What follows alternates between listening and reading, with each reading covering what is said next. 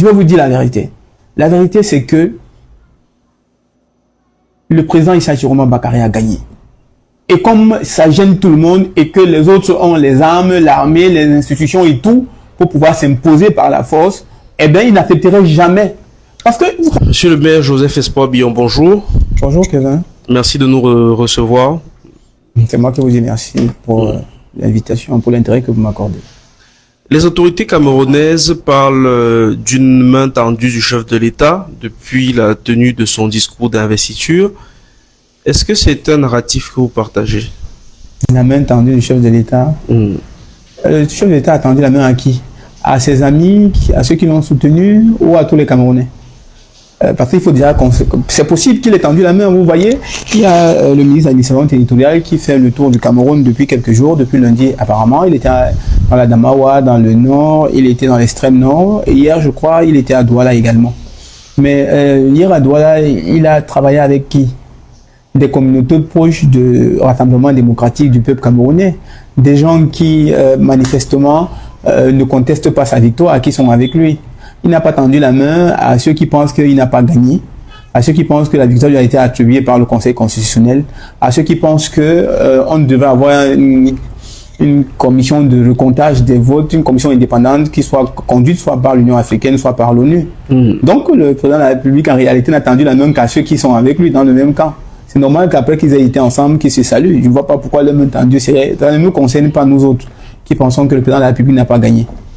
Et ces autorités disent que l'élection présidentielle est désormais derrière nous. Oui, puisqu'ils pensent qu'ils ont gagné et qu'ils ont même déjà prêté serment. Je crois que si mes informations sont bonnes, il y a même des rumeurs d'un possible remaniement ministériel qui viendrait. Donc, pour eux, l'élection est derrière. Pour nous qui continuons à revendiquer la transparence électorale, nous continuons à espérer qu'un jour, une commission sera mise en place pour que la vérité soit dite. Et à l'issue de cette vérité, pourquoi on va se plier à la vérité, à la transparence? On a proposé plusieurs méthodes qui permettraient à tout le monde de lever toute suspicion de victoire volée. Par exemple, une commission indépendante conduite par l'ONU, par l'Union africaine, ou même par des organisations non gouvernementales au Cameroun. Vous vous souvenez qu'il y a une organisation portée par Maître Ndoki qui avait proposé de faire un travail de suivi et de compilation des votes pour que le moment venu, à la dernière minute, j'ai appris qu'elle est en exil en Côte d'Ivoire. Pourquoi elle s'est sentie contrainte d'aller en exil? Parce qu'effectivement, son travail dérangeait plus d'un. Mais si les gens qui ont gagné, pourquoi ils n'auraient pas envie que les chiffres qu'ils ont, que tout le monde est censé avoir, soient publics et que tout le monde le fasse? Je me souviens d'une sortie, je crois, un point de presse du ministre de l'administration territoriale qui disait que ce n'était pas son rôle. Vous vous souvenez aussi? Donc, on ne peut pas continuer à narguer les Camerounais en leur faisant croire que voilà, l'élection est derrière nous, sans aucune transparence possible. Récemment encore, je l'ai cité dans un autre plateau de télévision, le ministre Grégoire Ouna, il avait dit que au RDPC, ils avaient les 31 653 PV.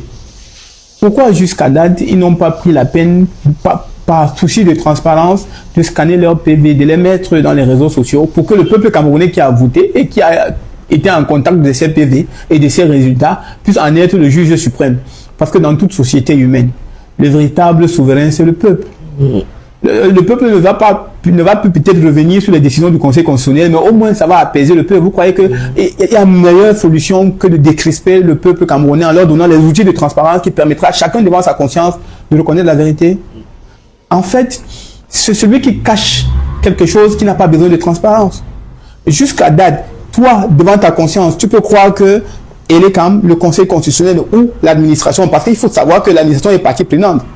Dans toutes les commissions locales de vote, évidemment, l'administration a été représentée. Et donc, le ministre de l'administration territoriale, M. Paul Atangandi, était soucieux de la transparence et aurait souhaité que les jeunes qui sont morts, lui-même il a dit dans une chaîne, je crois Canal 2, pour ne pas le citer, désolé, qu'il y a eu 13 morts dans le Vouri. S'il reconnaît même qu'il y avait un seul mort, est-ce qu'une seule personne méritait de mourir après une élection transparente, après une élection qui ne laisse aucune suspicion? Il a précisé que certains d'entre eux sont morts suite à des bousculades. Lui seul sait, parce qu'il a eu les résultats de ses enquêtes. Mais moi, je vous dis, aucune raison, rien ne justifie que, à l'issue d'une élection présidentielle, qu'il y ait des morts. Ils devaient plutôt avoir des liesses populaires de joie, des gens qui sont heureux que leur candidat a gagné. Mais vous avez vu la proclamation du résultat, toute la ville de Douala était morose, elle était triste. C'est clair que le président Paul Biya a perdu officiellement dans la ville de Douala. C'était normal que les gens soient tristes. Mais à quel moment vous avez vu des liesses de joie? À quel coin du Cameroun? Je vais vous dire la vérité. La vérité, c'est que le président Issa Chiroma Bakary a gagné. Et comme ça gêne tout le monde et que les autres ont les armes, l'armée, les institutions et tout pour pouvoir s'imposer par la force, eh bien, ils n'accepteraient jamais. Parce que, vous savez, la politique a ceci de particulier, c'est qu'on a des opinions divergentes.